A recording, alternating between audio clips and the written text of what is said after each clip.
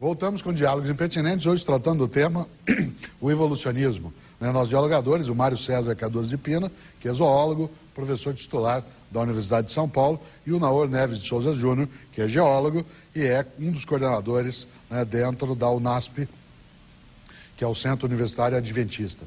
Durante todo o nosso programa, nós dialogadores trataram de várias dessas questões ligadas ao evolucionismo. Sobrou uma questão no bloco anterior, e esse bloco agora e o próximo serão dedicados a questões que nos chegam por fax, telefone e e-mail, ou de quem está aqui conosco na plateia.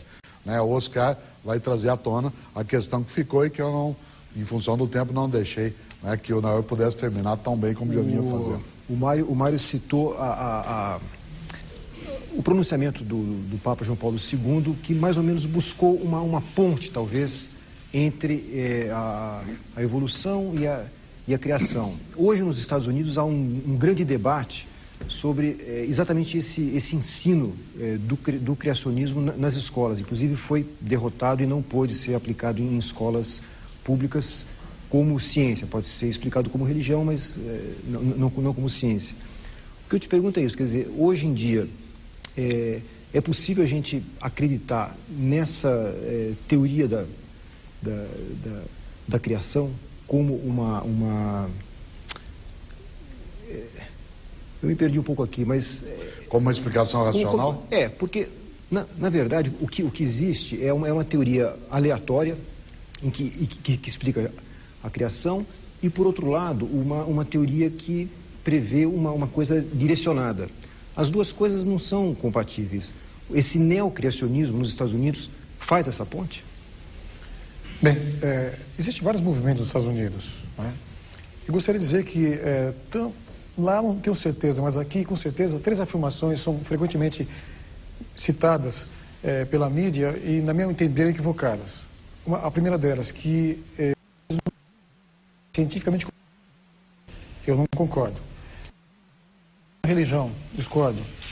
Design inteligente é um movimento que está surgindo nos Estados Unidos e tomando corpo aqui no Brasil também. Esse é o neocriacionismo. Criacionismo disfarçado, concordo. Por definição, realmente, não faz sentido. Não é criacionismo disfarçado, é um outro movimento. Bem, nós terminamos o bloco anterior com a tentativa de se associar ao modelo da evolução com a ideia de um Deus criador. Eu diria que tanto no que diz respeito ao campo da ciência, ou melhor dizendo, no campo do que a evolução apresenta, não há espaço para uma direção.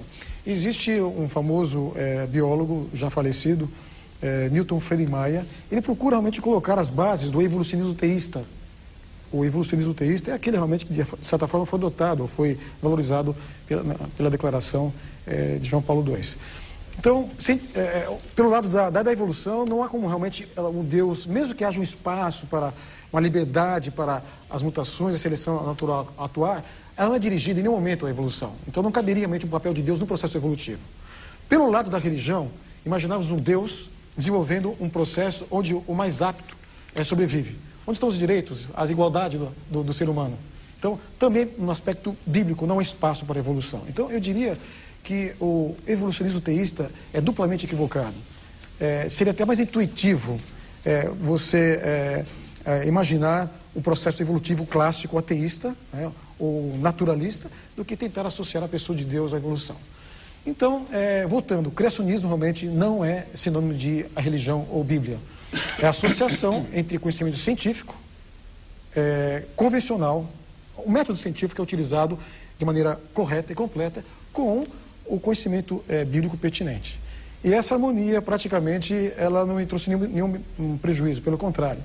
Meus trabalhos de pesquisa, eu com uma mente cristã, desenvolvi meu trabalho rapidamente e não tive nenhuma dificuldade. Pelo contrário, eu acho que fui até beneficiado com a visão que eu tenho ao desenvolver a metodologia científica clássica. Então, eu diria que é importante que fique claro, criacionismo não é sinônimo de religião. É o conhecimento bíblico.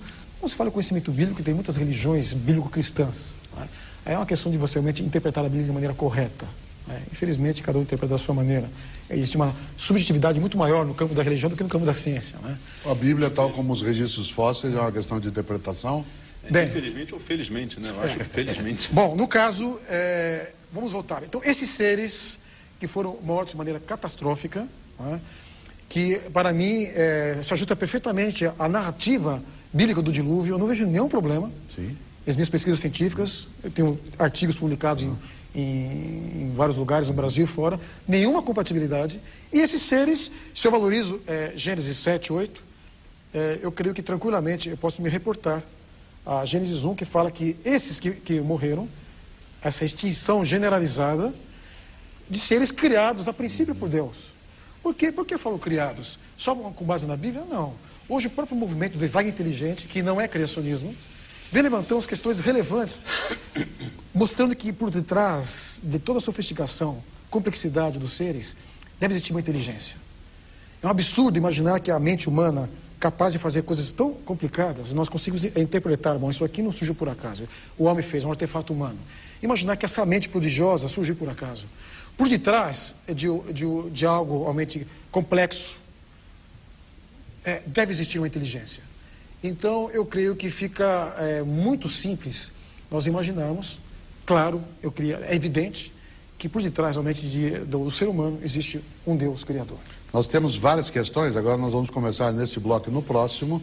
As respostas a elas são mais curtas em relação a isso, porque agora não é mais o ideário, mas o Mário ainda tem uma posição no bloco. Uma pequena colocação, eu também concordo plenamente com o Nahor de que é impossível a gente imaginar algo complexo como a mente humana surgindo por acaso. Mas eu também não acho que o evolucionismo proponha isso. O evolucionismo propõe que a origem das variações, ou seja, das mutações, em primeiro lugar, ela é aleatória. Mas a seleção natural não tem nada de aleatória. Ela é um processo gerador de complexidade por processos puramente naturais. Então a complexidade, ela surge a partir de processos puramente naturais, com base na variação, na variabilidade que existe. A maior parte da variabilidade que existe hoje, ela já é herdada. Ela não são mutações novas, são variações que já existem na população vindas de antes. Mas existem também mutações novas. A origem das mutações, essa sim, é aleatória. Mas o processo evolutivo não tem nada de casual. Não foi, de repente, por acaso, que a mente humana se juntou do nada. Claro que não. A gente tem nossos parentes mais próximos, com uma mente quase tão complexa quanto a nossa. A gente tem outros mamíferos, outros primatas, com uma mente um pouquinho menos complexa. E a gente tem todos esses passos. E isso tudo é um registro da evolução atuando, da seleção natural.